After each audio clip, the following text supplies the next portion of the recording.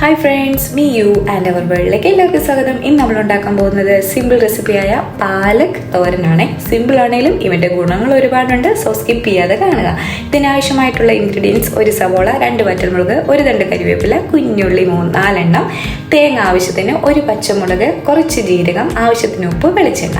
ഇതെല്ലാം കൂടി എടുത്തൊരു മിക്സിയുടെ ജാറിലേക്ക് ഇടുക. അതായത് കുഞ്ഞുള്ളി, പച്ചമുളക്, തേങ്ങ, ജീരകം, അല്പം മഞ്ഞപ്പൊടിയും ചേർത്ത് ഒരു 3 കറക്ക്. ഒത്തിരി അരച്ചെടുക്കരുത്, വെള്ളം ചേർക്കാതെ അരയ്ക്കണം. ഇങ്ങനെ ഒരു അരപ്പ് റെഡിയായിട്ട് വെക്കുക.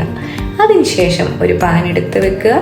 പാൻ ചൂടായതിനു ശേഷം വെളിച്ചെണ്ണയാണ് ടേസ്റ്റ് കൂടാൻ. സോ വെളിച്ചെണ്ണ ഇഷ്ടമുള്ളവർക്ക് അത് യൂസ് ചെയ്യാം. കടുക് പൊട്ടിക്കുക, വറ്റൽമുളക് ഇടുക. ഇത് രണ്ടും പൊട്ടിയതിനു ശേഷം അതിലേക്ക് അരിഞ്ഞു വെച്ചിരിക്കുന്ന സവോളയും പിന്നെ കുറച്ച് കരിവേപ്പിലയും കൂടെ ആഡ് ചെയ്തിട്ട് അരിഞ്ഞു വെച്ചിരിക്കുന്ന പാലൊക്കെ എടുത്ത് ഇതിലേക്ക് ഇട്ട് ഒരു മൂടിയെടുത്ത് മൂടി വെക്കുക. ഇതുപോലെ ആവി വരും.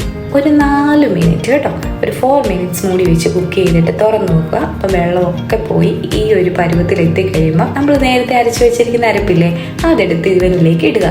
എന്നിട്ട് ഇതെല്ലാം കൂടെ ഒന്ന് മിക്സ് ചെയ്ത് ഒരു 2 മിനിറ്റ്സും കൂടെ കുക്ക് ചെയ്യണം കേട്ടോ. നല്ല ടേസ്റ്റാണ് നമ്മുടെ ചീരത്തോരനൊക്കെ പോലെ. അപ്പം നമ്മുടെ പാലക് തോരൻ ഇവിടെ റെഡിയാണ്. സിമ്പിൾ റെസിപ്പി അല്ലേ? സിമ്പിൾ ആണെങ്കിൽ ഇതിന് ഒരുപാട് ഹെൽത്ത് ബെനിഫിറ്റ്സ് ഉണ്ട് കേട്ടോ. ഇമ്മ്യൂണിറ്റി കിട്ടാനും, അനീമിയ ഉള്ളവർക്കും ബ്ലഡ് പ്രഷർ കൺട്രോൾ ചെയ്യാനും ഒക്കെ, ഡയബറ്റീസ് ഉള്ളവർക്കും ഒക്കെ ഇത് നല്ലതാണ് കേട്ടോ. ബോൺ സ്ട്രെങ്തിനും. എല്ലാവരും ഉണ്ടാക്കി നോക്കുക. Thanks for watching. ബൈ.